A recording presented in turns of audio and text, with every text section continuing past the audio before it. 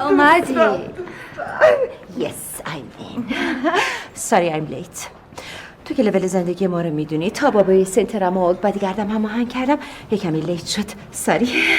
اتفاقا من لول زندگی تو رو خیلی خوب میدونم، چون تو لول زندگی ما یه نفر هست به اسم برنامه ریز، اونی که کارهای ما رو انجام میده. پستمو خوندی؟ کدوم پست؟ من فلوت کردم، تو من فلو نکردی. بابا بک بده یه دقیقه صبر کن، برات همین الان میخوام بخونم. عجله نیست که بخونی، من مهمون دارم. سقوط پایان پرنده نیست. سقوطت در مخیلم نمی گنجد.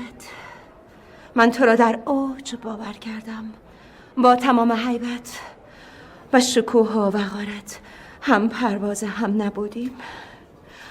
اما قرار ما فصل دوباره یک کوچ، رأس ساعت دلتنگه.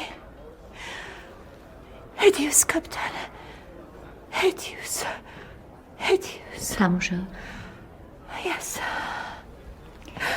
مخیله نه مخیله. دفعه بعدم خواستی چیزی رو کپی کنی، حداقل یه چیزی کپی کن که بتونی بخونی. تو که میتونی، من فارسی میکمی ضعیفه، همش دارم انگلیش فکر میکنم. خب دوستامون کجان؟ بهت نگفتم من بچه ها رو بر اساس میزاشون نشوندم. میز شما اون تا بغل اسپیکر هست. مرسی که اومدی.